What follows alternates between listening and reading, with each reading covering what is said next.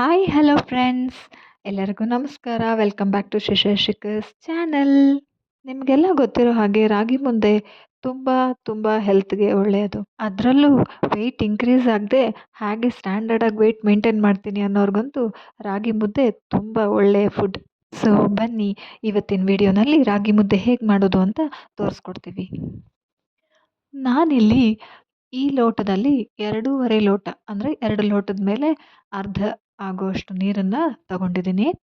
ಇಷ್ಟು ನೀರನ್ನು ಉಪಯೋಗಿಸಿದ್ರೆ ನಿಮಗೆ ಸ್ವಲ್ಪ ಮೀಡಿಯಮ್ ಸೈಜಿಂದು 4 ಮುದ್ದೆಗಳು ಆಗುತ್ತೆ.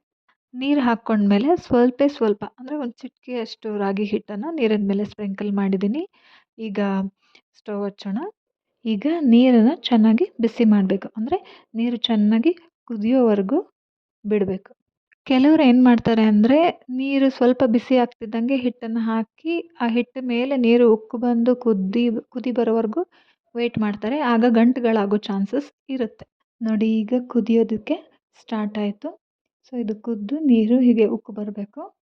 ಆಗ ನಾವು ಇದಕ್ಕೆ ರಾಗಿ ಹಿಟ್ಟನ್ನು ಮಿಕ್ಸ್ ಮಾಡಬೇಕಾಗತ್ತೆ.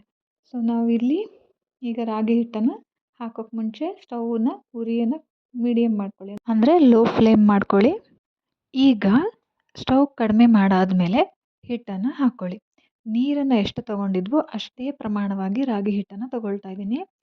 ಅಂದರೆ ನಾನು 1 ಲೋಟ ನೀರಿಗೆ ಈ ಕಪ್ಪಲ್ಲಿ 1 ಕಪ್ಪಿನ ಮೆಷರ್ಮೆಂಟನ್ನು ಇಟ್ಕೊಂಡಿದ್ದೀನಿ. ಸೊ 2.5 ಲೋಟ ನೀರಿಗೆ ಇಲ್ಲಿ ನಾನು 2.5 ಕಪ್ಪಷ್ಟು ರಾಗಿ ಹಿಟ್ಟನ್ನು ಹಾಕ್ಕೊಳ್ತಾ ಇದ್ದೇನೆ. ನಮ್ಮ ಚಾನಲ್ನ ಫಸ್ಟ್ ಟೈಮ್ ನೋಡ್ತಾ ಇರೋರಿಗೆಲ್ಲ ಒಂದು ರಿಕ್ವೆಸ್ಟು, ಪ್ಲೀಸ್ ಸಬ್ಸ್ಕ್ರೈಬ್ ಆಗಿಲ್ಲ ಅಂದರೆ ದಯವಿಟ್ಟು ಸಬ್ಸ್ಕ್ರೈಬ್ ಮಾಡ್ಕೊಳ್ಳಿ. ಹಾಗೆ ಆಲ್ರೆಡಿ ಸಬ್ಸ್ಕ್ರೈಬ್ ಆಗಿರೋರು ದಯವಿಟ್ಟು ವೀಡಿಯೋಸ್ನ ಆದಷ್ಟು ನಿಮಗೆ ಗೊತ್ತಿರೋ ಬೇರೆ ಬೇರೆ ಸಂಪರ್ಕಗಳಿಗೆ ಶೇರ್ ಮಾಡಿ ನಮ್ಮನ್ನು ಪ್ರೋತ್ಸಾಹಿಸಿ. ನೋಡಿ, ಈ ರೀತಿ ಹಿಟ್ಟು ಹಾಕಿದ ತಕ್ಷಣ ನೀರು ಆಲ್ರೆಡಿ ಕುದಿ ಬಂದಿರೋದ್ರಿಂದ ಮೇಲೆ ಬರೋಕ್ಕೆ ಸ್ಟಾರ್ಟ್ ಆಗುತ್ತೆ. ಆಗ ನೀವು 2 ಕಲ್ಲುಪ್ಪುಗಳನ್ನು ಹಾಕಿಕೊಳ್ಬೋದು. ಇದು ಆಪ್ಷನಲ್ಲು. ಹೊಸದಾಗಿ ಶುರು ಮಾಡಿರೋರು ಈ ಥರ ಹಾಕ್ಕೊಂಡ್ರೆ ಸ್ವಲ್ಪ ಗಂಟಾಗೋದನ್ನು ಇದು ತಡೆಯುತ್ತೆ. ಸೊ ಉಪ್ಪು ಹಾಕಿದ ತಕ್ಷಣ, ಅಥವಾ ಉಪ್ಪು ಹಾಕದೇ ಇದ್ದರೂ ನಡೆಯುತ್ತೆ. ಈಗ ನಾವು ಕೋಲ್ನಲ್ಲಿ ಈ ಥರ ಮಿಕ್ಸಿಂಗ್ ಮಾಡ್ಕೊತಾ ಇದ್ದೀನಿ ನಾನು. ನೀವು ಕೋಲ್ ಯೂಸ್ ಮಾಡದೆ ಹಾಗೆ ಸೌಟಲ್ಲಿ ಮಾಡೋರು ಇದ್ದಾರೆ.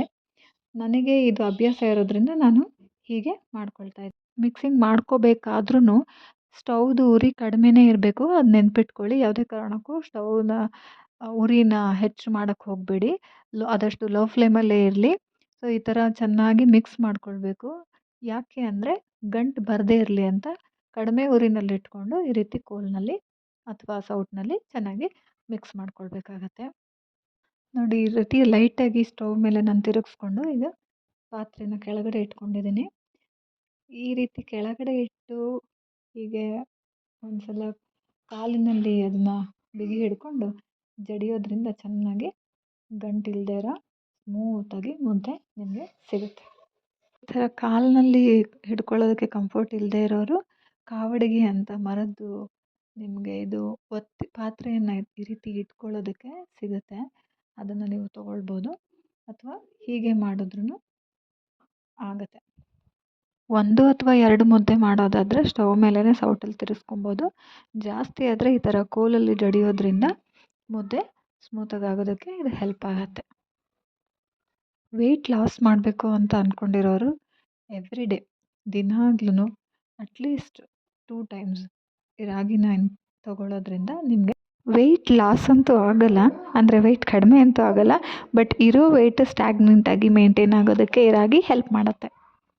ರಾಗಿನಲ್ಲಿ ನಿಮ್ಮ ತೂಕನ ಇನ್ಕ್ರೀಸ್ ಮಾಡುವಂಥ ಒಂದು ಅಂಶ ಇಲ್ಲದೆ ಇರೋದ್ರಿಂದ ಇದನ್ನು ನ್ಯಾಚುರಲ್ ವೆಯ್ಟ್ ಲಾಸ್ ಏಜೆಂಟ್ ಅಂತ ನಾವು ಕನ್ಸಿಡರ್ ಮಾಡ್ತೀವಿ. ಇದನ್ನು ತುಂಬ ಜನ ಸಜೆಸ್ಟ್ ಕೂಡ ಮಾಡ್ತಾರೆ. ಯಾಕಂದರೆ ಇದರಲ್ಲಿ ಹೈ ಪ್ರೋಟೀನ್ ಇದೆ, ಮತ್ತು it is very good for our hair. ಮತ್ತು ನಮಗೆ ರಾಗಿನಲ್ಲಿ ನಿಮ್ಗೆ ಗೊತ್ತಿರೋ ಹಾಗೆ ಕ್ಯಾಲ್ಶಿಯಮ್ ಹೆಚ್ಚಾಗಿರುತ್ತೆ. ಆಮೇಲೆ ಇದು ನಮ್ಮ ಬಾಡಿನ ತಂಪಾಗಿ ಇಡೋದಕ್ಕೆ ಸಹಾಯ ಮಾಡುತ್ತೆ. ಹಾಗೆ ನಮ್ಮ ದೇಹಕ್ಕೆ ಬೇಕಾಗುವಂಥ ಫೈಬರ್ನ ಅಂಶ ಕೂಡ ಇದರಲ್ಲಿ ತುಂಬ ಹೆಚ್ಚಾಗಿ ಸಿಗುತ್ತೆ. ನೋಡಿ, ಈ ರೀತಿ ಮುದ್ದೆ ಚೆನ್ನಾಗಿ ಜಡಿದು ಈಗ ಅದನ್ನು ಒಂದು 10 ನಿಮಿಷಗಳ ಕಾಲ ಬೇಯಿಸ್ಕೋಬೇಕು. ಸೊ ಈಗ ಮುದ್ದೆ ಚೆನ್ನಾಗಿ ಬೆಂದಿದೆ. ಸೊ ಈಗ ಮುದ್ದೆ ಕಟ್ಕೊಳ್ಳೋಣ.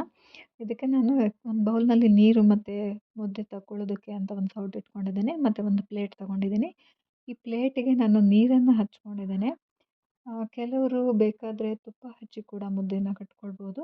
ನನಗೆ ತುಪ್ಪದ ಅವಶ್ಯಕತೆ ಇಲ್ಲ. ಹಾಗಾಗಿ ನಾನು ನೀರಿನ ತೇವಾಂಶವನ್ನು ತಟ್ಟೆಗೆ ಹಾಕಿ ಮುದ್ದೆಯನ್ನು ಕಟ್ಕೊಳ್ತಾ ಇದ್ದೀನಿ.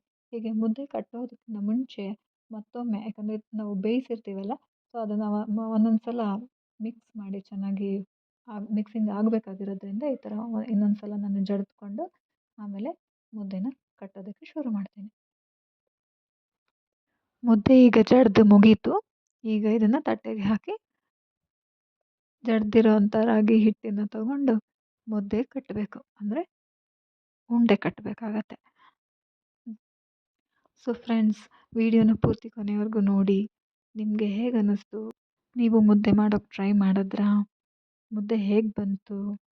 ನಿಮ್ಮ ಅನಿಸಿಕೆಗಳನ್ನು ದಯವಿಟ್ಟು ಕಮೆಂಟ್ ಬಾಕ್ಸ್ನಲ್ಲಿ ನಮಗೆ ತಿಳಿಸ್ಕೊಡಿ. ನೋಡಿ, ಈಗ ಆಗಿರೋ ಮುದ್ದೆನ ತಟ್ಟೆಗೆ ಹಾಕ್ಕೊಂಡು ಈ ರೀತಿ ನೀರನ್ನು ಕೈಗೆ ಹತ್ಕೊತಾ ಇದ್ದೀನಿ. ಯಾಕಂದರೆ ಮುದ್ದೆ ತುಂಬ ಬಿಸಿ ಇರುತ್ತಲ್ಲ, ಸೊ ಈ ರೀತಿ ಕೈಯಲ್ಲಿ ಸ್ವಲ್ಪ ಒದ್ದೆ ಇದ್ದರೆ ಆ ಬಿಸಿಯನ್ನು ತಡಿಬೋದು ಅಂತ. ನೋಡಿ, ಈ ರೀತಿ ಚೆನ್ನಾಗಿ ಅದನ್ನು ಮಿಸ್ಕೊತಾ ಇದ್ದೀನಿ ನಾನು. ಅಂದರೆ ರಾಗಿ ಹಿಟ್ಟು ಅಂದರೆ ನಾವು ಬೇಯಿಸ್ಕೊಂಡಿರೋಂಥ ರಾಗಿ ಹಿಟ್ಟು ಚೆನ್ನಾಗಿ ಬೈಂಡಿಂಗ್ ಆಗಬೇಕು ಉಂಡೆ ಮಾಡಲಿಕ್ಕೆ ಅಲ್ವಾ? ಅದಕ್ಕೆ ಈಗ ಈ ರೀತಿ ಕೈಯನ್ನು ಆಡಿಸ್ಕೊಳ್ತಾ ನೀವು ಮುದ್ದೆಯನ್ನು ಕಟ್ಕೊಳ್ಬೇಕಾಗತ್ತೆ. ನೋಡಿ, ಈ ರೀತಿ ಮುದ್ದೆ ರೆಡಿ ಆಯಿತು ಈಗ. ಸೊ ಮುದ್ದೆ ರೆಡಿ. ಈಗ ಈ ಮುದ್ದೆ ಜೊತೆಗೆ ಚಳಿ ಬೇರೆ ಇದೆ. ಚಳಿಗೆ ಬಿಸಿ ಬಿಸಿ ಮುದ್ದೆ ಹಾಕ್ಕೊಂಡು ಮೊಳಕೆ ಕಾಳು ಸಾರು ಅಥವಾ ಮಸ್ಸೊಪ್ಪಿನ ಸಾರು ಹಾಕ್ಕೊಂಡು ಅದ್ರ ಜೊತೆ ತುಪ್ಪ ಹಾಕ್ಕೊಂಡು ತಿಂತಾ ಇದ್ರೆ ರುಚಿನೋ ರುಚಿ. ಏನಂತೀರಾ? ಮಾಡೋಕ್ಕೂ ಸುಲಭ, ಆರೋಗ್ಯಕ್ಕೂ ಹಿತ. ಸೊ ಇನ್ಯಾಕೆ ತಡ?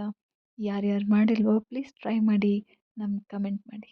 ಶೇರಿಂಗ್ ಮರಿಬೇಡಿ ಆಯಿತಾ? ಹಾಗೆ ಹೆಚ್ಚು ಲೈಕ್ಸ್ ಸಬ್ಸ್ಕ್ರೈಬ್ಸು ಮಾಡಿ. Thanks a lot.